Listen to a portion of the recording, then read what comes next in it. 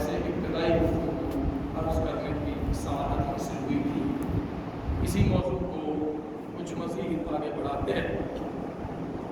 نماز جمعۃ المبارک کے لیے جتنی جلدی، یہ بات اس لیے کہہ رہا ہوں کہ اسپیکر ظاہر میں بند کروں گا، نماز جمعۃ المبارک اتنی بابرکت نماز ہے، نمازیں تو ساری بابرکت ہیں، لیکن اس کے لیے اذان جمعہ کے بعد آنے والوں کے لیے بے پناہ اجر و ثواب اور قبولیت کی گھڑیاں ہیں۔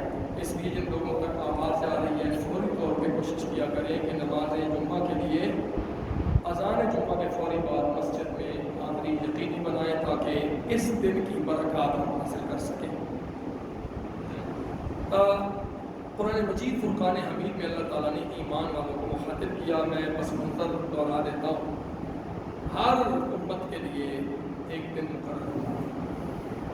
یہود نے اللہ کی بارگاہ میں عرض کی، حضرت موسیٰ علیہ السلام نے، بنی اسرائیل جو قوم ہے، اللہ تعالیٰ نے ان کو ان کا پسندیدہ دن ہفتہ یوم السبت، قرآن مجید نے اس کو کہا، عطا فرما دیا۔ عیسائیوں نے اتوار کا دن اپنے لیے اللہ سے مانگا، اللہ نے عطا فرما دیا۔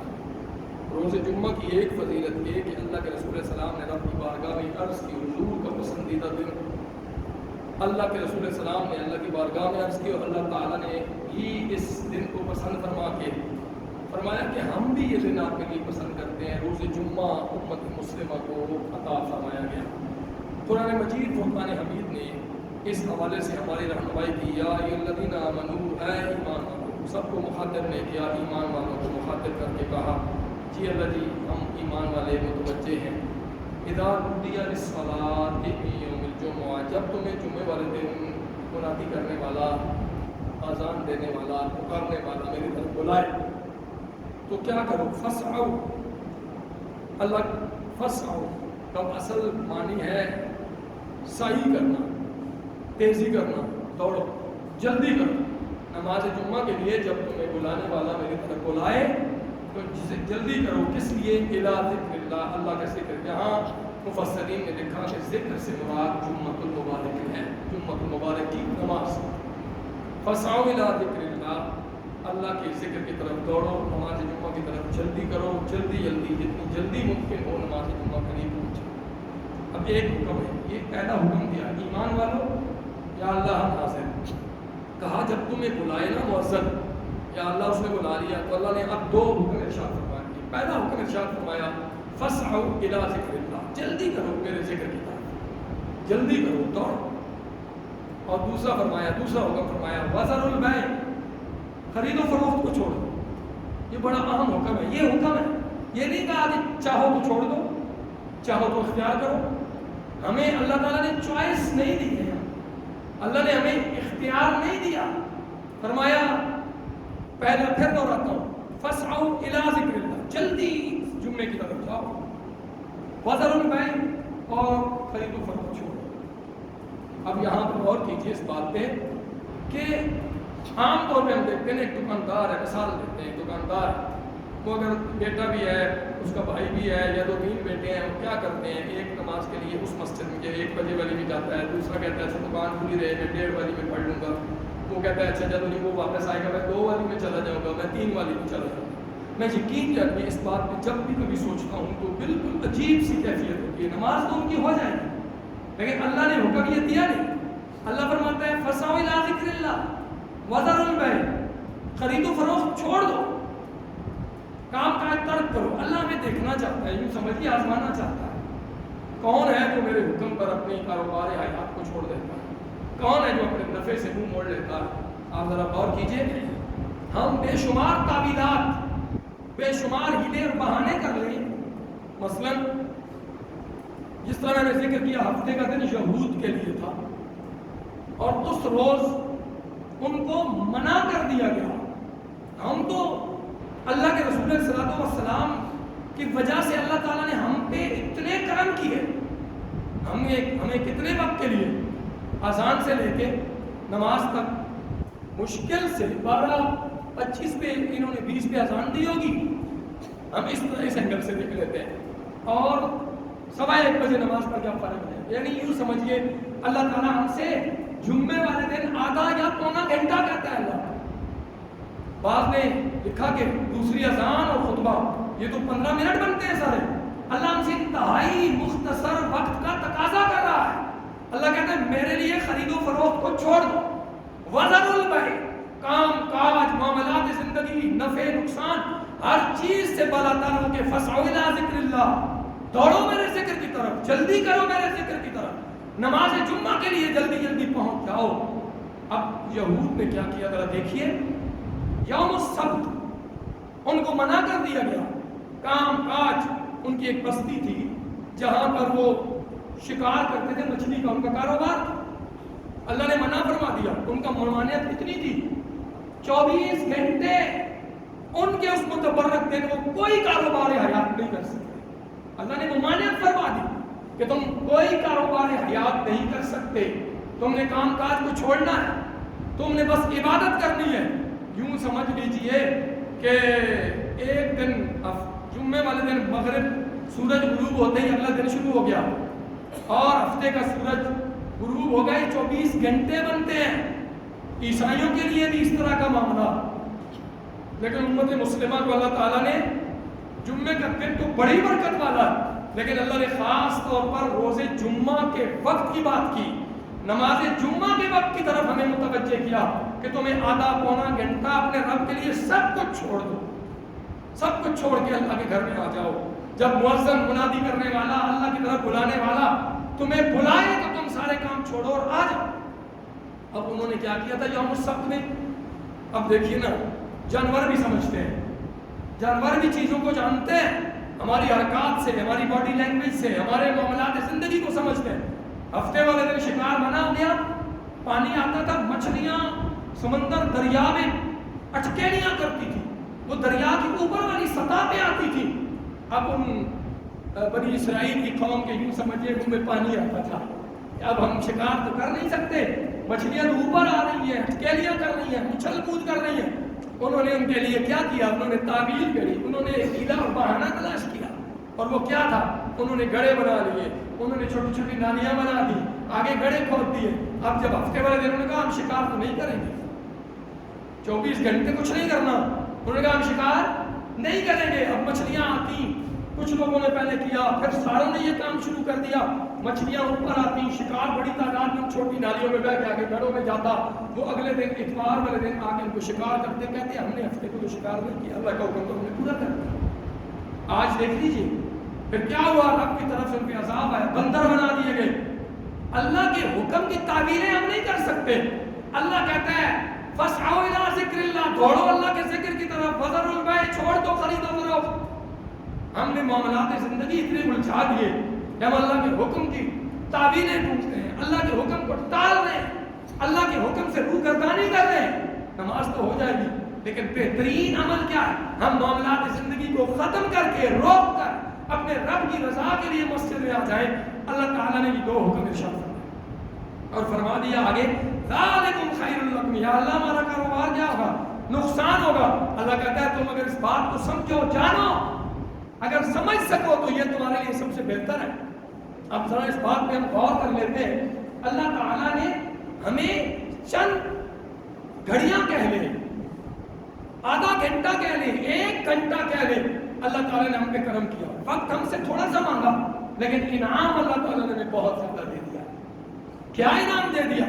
فرمایا اللہ کے رسول اللہ تعالیٰ نے، اللہ کے رسول السلام نے ہمیں بتایا جمعے کی فضائل کے حوالے سے کہ جمعے والا دن وہ روز ہے کہ تمام کے تمام دنوں سے افضل. جتنے دنوں پر اللہ کا سورج طلوع ہوتا ہے، مراد جتنے دن ہیں، ہفتے سے لے کے اتوار تک، اگلے اتوار تک جتنے دن ہیں، ہفتے کے 7-8 دن، اللہ تعالیٰ نے کہ سورج جتنے دنوں پر طلوع ہوتا ہے، رسول کائنات علیہ السلام فرماتے ہیں سب سے افضل ترین دن جمعہ المبارک. اور اس جمعہ کو فضیلت عطا ہونے کی بے شمار وجوہات میں سے چند عرض کرتا ہوں. فرمایا فیہ خلق آدم، اس دن جمعے کو جو فضیلت ملی، اس دن اللہ تعالیٰ نے جناب آدم کو تخلیق فرمایا. جناب آدم کی تخلیق ہوئی اس دن. اللہ تعالیٰ نے اس دن جناب آدم کو جنت میں داخل کیا. اللہ تعالیٰ نے اسی دن جناب آدم کو جنت سے زمین میں اتارا. یہ جمعے کی فضیلتیں دیکھیے ذرا. جمعے والے دن اتنی برکات ہے. اللہ تعالیٰ نے جناب آدم کو, ہمارے والد گرامی کو, ابو البشر کو اس دن پیدا فرمایا, تخلیق فرمایا. اللہ تعالیٰ نے جنت عطا کی اور پھر جنت سے دنیا میں بھی اللہ تعالیٰ نے ان کو بھیج دیا. اب سوال یہ پیدا ہوتا ہے کہ دنیا میں آنا تو برکت کا باعث کیسے ہو گیا؟ ذرا غور کیجئے. جنت میں جانا, تخلیق آدم, برکت ہی برکت, لیکن بظاہر یوں لگتا ہے کہ دنیا میں آنا آدم علیہ السلام کا کیسے برکت کا باعث ہے. اب ذرا اس پہ غور کریں. اگر جناب آدم دنیا میں نہ آتے تو یہ کائنات کیسے اتنی خوبصورت بنتی, ہمارا وجود کہاں سے تخلیق ہوتا. اللہ تعالیٰ نے ایک ذریعہ بنایا جناب سیدنا آدم علیہ السلام کو, ہمارے بابا جان کو, ابو البشر کو, سب سے پہلے پیغمبر کو, سب سے پہلے انسان کو دنیا میں اتار کر اللہ جل مجدہ الکریم نے اس کائنات کو آباد کرنے کا ایک ذریعہ تھا. ہم دردمندی کرتے ہیں ایک دوسرے کے ساتھ, ہم ایک دوسرے سے محبت کرتے ہیں, ہمارے ایک دوسرے سے رشتے ناتے ہیں. اب اللہ تعالیٰ نے ہمیں خیر و شر کی تمیز عطا فرما کے اللہ نے ہمیں بھی آزما دیا. ہم نے اے انسان تجھے دنیا میں اس لیے بھیجا ہے کہ ہم دیکھنا چاہتے ہیں کہ کون ہے جو اس دنیا میں جا کر نیک عمل کرتا ہے اور کون ہے جو دنیا میں جا کر ہمارے حکموں کو جھٹلاتا ہے. ہم نے تو زندگی اور موت کو اس لیے تخلیق کیا. تبارک الذی بیدہ الملک وهو علی کل شیء قدیر الذی خلق الموت والحیاۃ لیبلوکم ایکم احسن عملا. ہم دیکھیں تو صحیح, ہم نے زندگی اور موت کے سلسلے کو اس لیے شروع کیا ہے کہ ہم دیکھیں کون ہمارے حکموں کو جھٹلاتا ہے اور ہمارے حکم پر سر تسلیم خم کرتا ہے. اللہ تعالیٰ نے جمعۃ المبارک کو اتنی برکات, اتنی زیادہ برکات عطا فرمائی ہے. اللہ کے رسول علیہ الصلوۃ والسلام نے ایک موقع پر ارشاد فرمایا, جو انسان روز جمعہ کو غسل کرتا ہے, طہارت حاصل کرتا ہے. اب دیکھیں ہم جمعے والے دن نہاتے ہیں نا, اس نیت سے ہم نہائیں نا کہ یہ ہمارے رسول کائنات علیہ السلام نے ہمیں ہدایت فرمایا جو آدمی روز جمعہ غسل کرتا ہے, طہارت و پاکیزگی حاصل کرتا ہے, جو میسر بہترین کپڑے ہیں وہ پہنتا ہے, نئے پرانے کا ذکر نہیں, جو اس کو اچھا لباس ہے وہ پہنتا ہے, مسواک کرتا ہے اور خوشبو لگاتا ہے, اللہ کی رضا کے لیے جلدی مسجد میں جاتا ہے. اور ایک جملہ ارشاد فرمایا, لوگوں کو پھلانتا نہیں ہے. مطلب کیا ہے کہ جلدی جائے گا اس کو آگے جگہ ملے گی نا. ایک بندہ آگے آئے اور لوگوں کو پھلانتا ہوا پہلی صف پہ آ جائے, اس کے لیے یہ حکم نہیں ہے. فرمایا لوگوں کو پھلانتا نہیں ہے اور پھر وہ غور سے بیٹھ کر خطبہ سنتا ہے. اللہ تعالیٰ اس کے اس عمل سے اتنا خوش ہوتا ہے کہ پچھلے جمعے سے لے کے اس جمعے تک کے جتنے چھوٹے گناہ ہوتے ہیں رب اس کو معاف فرما دیتا ہے. یہ کسی اور دن کو فضیلت حاصل نہیں ہے, یہ فضیلت صرف روز جمعۃ المبارک کو حاصل ہے. پھر سن لیجئے کہ اللہ فرماتا ہے, اللہ کے رسول صلی اللہ علیہ وسلم فرماتے ہیں کہ جو آدمی غسل کرتا ہے, صاف بہترین میسر لباس پہنتا ہے, مسواک کرتا ہے, خوشبو لگاتا ہے, اللہ کی رضا کے لیے جلدی آتا ہے مسجد میں اور لوگوں کو پھلانتا نہیں ہے, خطبہ غور سے سنتا ہے. ہم تو گفتگو کر رہے تھے, خطبہ غور سے سنتا ہے اور پھر اللہ تعالیٰ اس پہ اتنا کرم فرماتا ہے کہ اللہ اس کے ایک جمعے سے لے کے دوسرے جمعے تک گناہوں کو معاف فرما دیتا ہے. ہم سے وقت کیا مانگا اللہ نے؟ چند لمحے, آدھا گھنٹہ. میں اس میں آدھا گھنٹہ ہی کنسیڈر کرتے ہیں. آدھا گھنٹہ مانگا ہے ہمارے رب نے ہم سے جمعے والے دن کہ جمعے کی نماز کا جو وقت ہے آدھا پونا گھنٹہ اللہ کی رضا کے لیے نکال کے جلدی مسجد میں آ جاؤ, خطبہ غور سے سنو, لباس اچھا پہنو, خوشبو لگا لو, رسول اللہ کی سنت مسواک کر لو اور پھر تم خطبہ غور سے سنو گے, پھلا دو گے نہیں, کسی کو اذیت نہیں دو گے. اللہ رب العزت کے محبوب فرماتے ہیں رب اتنا نوازتا ہے, گھنٹہ اس نے مانگا ہے آدھا, لیکن دیا کتنا ہے؟ پورے 8 دنوں کے گناہوں کو معاف کر کے نماز پڑھ کے ہم واپس چلے جاتے ہیں. اللہ معاف کرے. آدھے گھنٹے کا عمل. پھر سنیے رسول کائنات صلی اللہ علیہ وآلہ وسلم نے ایک اور موقع میں ارشاد فرمایا, جو انسان جمعے کے دن روزہ رکھتا ہے, جمعے کی برکات دیکھیے, بے شمار باتیں ہیں لیکن وقت نہیں ہوتا. جمعے والے دن روزہ رکھتا ہے, رات کو قیام کرتا ہے, شب جمعہ میں قیام کرتا ہے, روزہ رکھتا ہے, عبادت کرتا ہے. کسی کے جنازے میں اگر جنازہ ہے کہیں تو جنازے میں شریک ہوتا ہے اور پھر صدقہ اور خیرات کرتا ہے. اللہ کے رسول السلام نے بشارت دی ہے اس پر جنت واجب ہے. یہ جمعہ ہے, اس نے کیا کیا؟ روزہ رکھا, قیام کیا، خیرات کی اور جنازے میں شریک ہوا، یعنی لوگوں کے ساتھ خیر خواہی کی۔ اللہ کے رسول اللہ علیہ وسلم نے ارشاد فرمایا ان عبادتوں کا، ریاستوں کا، حقوق العباد کے ادا کرنے کا، غریب مسکین کو یا ضرورت مند کو صدقہ دینے کا اجر رب کی طرف سے کیا ملے گا؟ اللہ رب العزت کے محبوب علیہ السلام فرماتے ہیں جنت اس پر واجب ہو جائے۔ اتنا برکات ہے جمعے کی۔ جمعے کے دن جلدی مسجد میں آنا، کم از کم ہم سب کوشش کریں اس حدیث کو سننے کے بعد ہم جتنی جلدی ہو ہم مسجد میں آ جائیں۔ سمجھانے کے لیے ذرا دیکھیے کتنی خوبصورت مثال۔ ہم چونکہ پلس مائنس کرتے ہیں، کیا کریں گے کیا ملے گا، ایک لگائیں گے کتنے ملیں گے۔ آدھا گھنٹہ رب نے ہم سے مانگا ہے، آدھا گھنٹہ دے دو جمعے کے دن۔ حضور نے ہمیں گائیڈ مطلب رہنمائی فرمائی ہے، ہمیں راستہ بتایا ہے۔ اللہ کے رسول صلی اللہ علیہ وسلم فرماتے ہیں جو انسان سب سے پہلے جمعے والے دن مسجد میں آتا ہے نا، اللہ تعالیٰ اس کو اونٹ صدقہ کرنے کے برابر ثواب عطا فرماتا ہے۔